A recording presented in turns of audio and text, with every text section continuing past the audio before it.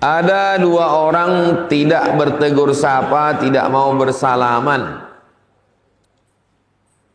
La yahillu li muslimin, tidak halal bagi seorang muslim an yahjura akhahu, mendiamkan saudaranya fauqa salasi layalin, lebih 3 malam. Jadi kalau berkelahi hari ini, hari Rabu, malam Kamis, malam Jumat, malam Sabtu. Sabtu pagi itu ajaklah dia makan lontong. Kalau tidak, tak turun rahmat Allah Subhanahu wa taala. Tak boleh tak betul sapa, tak bersama. Padahal sholat di masjid yang sama. Berdoa imam, Allahumma inna nas'aluka salamatan fid din, tak turun. Kalau ada di jamaah ini yang tak bertegur sapa sih, berdoa saya tadi, minta rahmat, tak turun rahmat. Mana dalilnya? Dalilnya waktu Nabi sedang menyampaikan tausiah,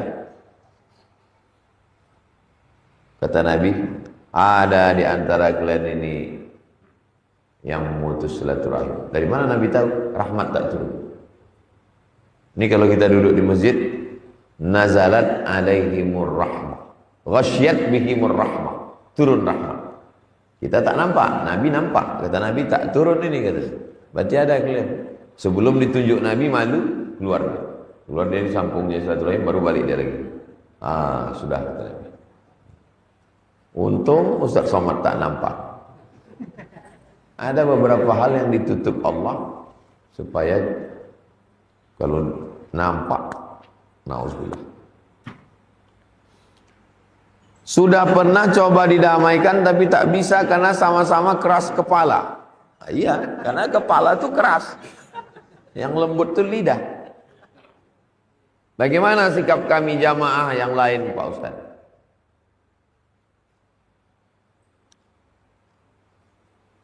Fa aslihu dzata bainikum. Fa aslihu baina akhawaykum. Innamal mu'minuna ikhwah, orang beriman bersaudara. Fa aslihu baina akhawaykum, maka berdamai. Damai, duduk.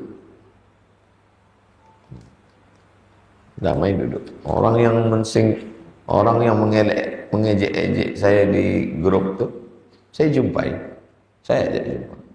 Duduk. Berdamai. Apakah kami ikut berdosa karena kami tak lagi peduli? Ya, dosanya dosa tidak melaksanakan amar ma'ruf nahi mungkar. La ta'murunna bil ma'ruf, ajak orang buat baik. Wa la tanhaunna 'anil munkar, larang orang buat mungkar. Kalau kita diam, la yushikanna ayyab'atsallahu 'alaikum iqaban, dikhawatirkan akan turun hukuman. Itu maka kita ada acara halal bihalal, Maulid Nabi, Isra Mi'raj, Nuzul Quran. Nanti Ustadz berdiri, salatullah, salamullah, salam. Supaya apa itu? Supaya orang tak bisa mengelak. Kalau dijumpakan berdua kan malu. Tapi kalau kau tadi udah salaman, terpaksa. Mana nggak enak pula, jadi sedikit aja besoknya. Itu sebetulnya tips itu dibuat oleh ulama kita. Ada orang yang tak suka sama kita. Ketika jumpa di jalan kita sapa dia, tapi dia tak membalas. Assalamualaikum. Kita mengucapkan salam ke dia itu sunnah. Dia menjawab wajib. Jadi kalau kita udah mengucapkan salam dia tak menjawab, dia yang berdosa. Kita udah dapat pahala. Lalu kenapa pula kita susah hati? Tetap salam. Assalamualaikum. Diam dia. Kita sudah dapat satu sunnah. Dia sudah dapat satu dosa. Kenapa pula kita yang susah hati? Berarti kita beramal belum karena Allah, belum karena ikut sunnah Rasulullah. Kita masih beramal karena merespon orang. Nggak peduli kita sama respon orang. Untuk apa kita pikirkan respon orang? Kita ini beramal karena ilmu, yakin. Pertama ilmu, yang kedua yakin. Assalamualaikum. Dah, cukup. Dia balas tak balas itu kan urusan kita. Tapi cukup kita aja, jangan pula kita cakap Assalamualaikum, terserah kau lah, kau mau balas tak, aku peduli kau balas tak balas. Itu ngajak kelahi namanya. Setelah beberapa kali seperti itu, dia tak lagi kita sapa. Apakah kita termasuk orang yang memutus tali silaturahim? Ya.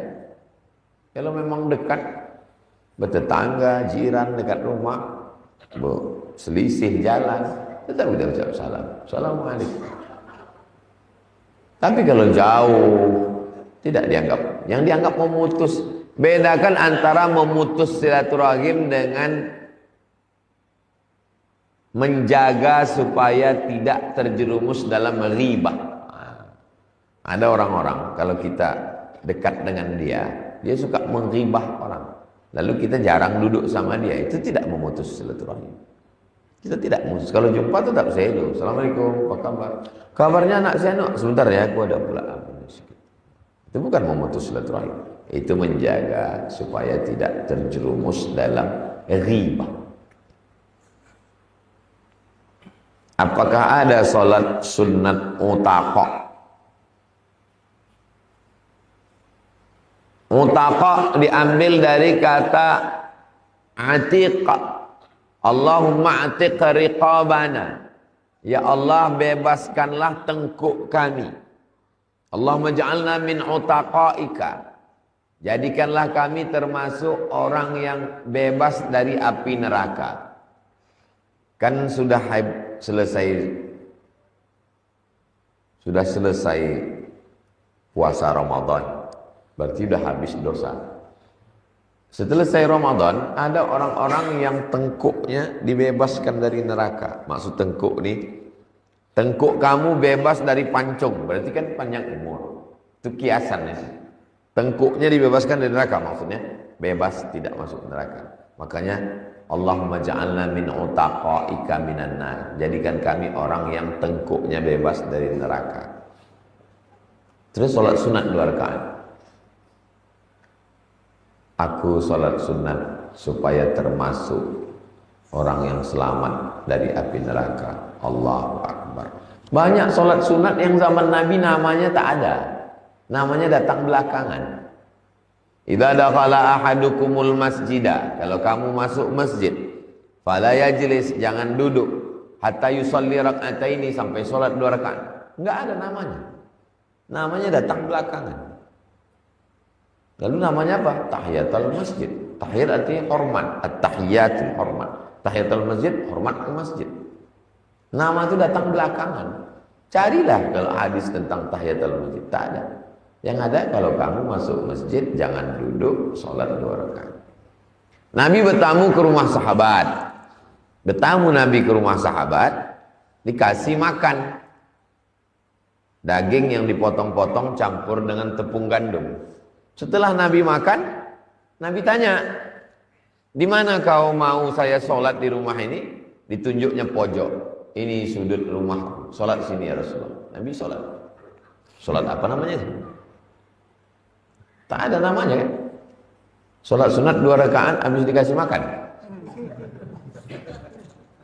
Jadi sebelum berdoa dianjurkan sholat sunat 2 rakaat. Jadi muncullah namanya belakangan. Sholat sunat ini, sholat sunat ini, sholat sunat ini. Sebetulnya dia masuk dalam bab doa. Doa supaya diselamatkan dari neraka. Sholat sunat 2 rakaat. Pindah rumah, berdoa supaya rumah itu jangan diganggu setan. Sholat sunat 2 rakaat. Terus datang orang bertanya, Ustaz sholat apa tadi? Biar mudah jawabnya, tak lama-lama. Sholat pindah rumah. Hah? Bid'ah nih, nggak ada sholat pindah rumah. Nama itu datang belakangan. Nyambung kan? Nama itu datang belakangan. Doa. Mau pergi melamar anak gadis. Takut hati berdegup, takut tak diterima. Berdoa. Sholat sunat 2 rakaat. Selesai itu tanya orang, kau sholat apa tadi? Sholat sunat sebelum melamar. Mana ada qobliyah melamar? Nanti ada qobliyah, ada pula ba'diyah.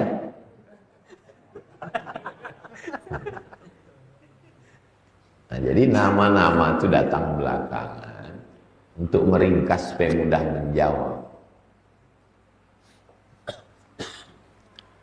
Tapi tidak ada bilangan rakaat khusus, tak ada.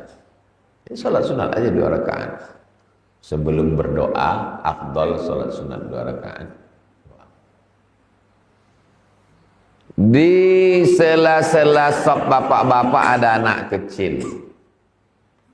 Ini bapak-bapak, ini bapak-bapak. Nyempil satu anak kecil. Apa hukum anak kecil? Anak kecil ini memutus sop disebabkan 2. Pertama, wuduknya tak sempurna. Diambilnya air gini. Sifat-sifatnya aja keren. Wuduknya tak sah. Yang kedua, benajis ujung kemaluannya karena belum disunat. Jadi kalau saya wudukkan Sami itu, saya wudukkan dia. Saya wudukkan. Kemudian saya bawa dia kemari, duduk di samping saya. Tidak memutus sop. Kenapa? Wuduknya sempurna dan dia sudah bersunat. Dan berkhitan. Jadi yang menyebabkan anak pemutus itu 2. Pertama, wuduknya tak sempurna. Yang kedua, dia belum bersunat, belum berkhitan. Itulah kenapa afdalnya anak-anak itu dibuatkan satu sop di belakang. Karena kita tak tahu, apalagi di tempat kita tak semua anak kecil bersunat. Dan tak mungkin pula ada satu khusus petugas di pintu menengok, oh kau udah memotong, tolak, kau belum. Maka untuk mengeluarkan dari khilaf, anak-anak di belakang, anak siapapun di belakang. Karena kalau ada anak kecil, kita takut, kita tanya, mohon maaf ya Pak, anak bapak ini wuduknya gimana? Anak bapak ini udah bersunat. Mau ngamuk pula. Pula kau urus-urus wuduk anak aku, wuduk kau aja lah kau urus. Berkelahi. Tak jadi sembahyang. Maka yang paling bagus solusinya adalah anak-anak ini buatkan sop khusus di belakang. Tapi kalau kita udah yakin betul anak ini wuduknya sempurna, sudah bersunat, boleh dia di situ. Jangan kita halau dia di situ.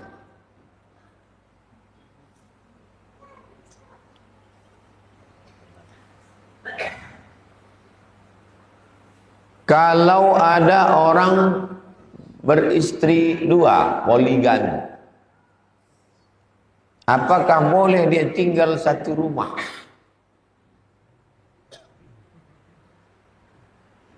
Orang yang beristri 2, dibuatnya rumah, dibuatnya kamar. Kamar istri 1, kamar istri 2, kamar istri 3, kamar istri 4. Yang tak boleh itu satu kamar. Kalau kamarnya beda boleh. Atau dibuatnya rumah satu komplek. Rumah 1, rumah 2, rumah 3, rumah 4. Baru anak-anak sama cucu-cucu. Komplek itu komplek dia semua. Rumah bini 1, rumah bini 2, rumah bini 3, rumah bini 4, rumah dia sendiri. Nah, kalau pakai senter, kalau mau manggil senter.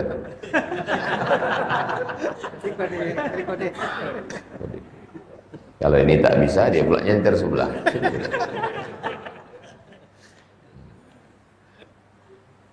Yang tak boleh itu sekamar dia, karena perempuan sesama perempuan itu aurat. Kalau serumah boleh. Ada niat nampaknya. Jadilah, ada orang niat pun takut. Nah, dia udah berani menulis itu, tapi kertas ini mesti saya bawa pulang. Kalau saya tinggalkan, diambil ibu-ibu tulisan lakiku ini katanya. Takut pula saya tinggal kertas bawa pulang daripada berkelahi orang nanti.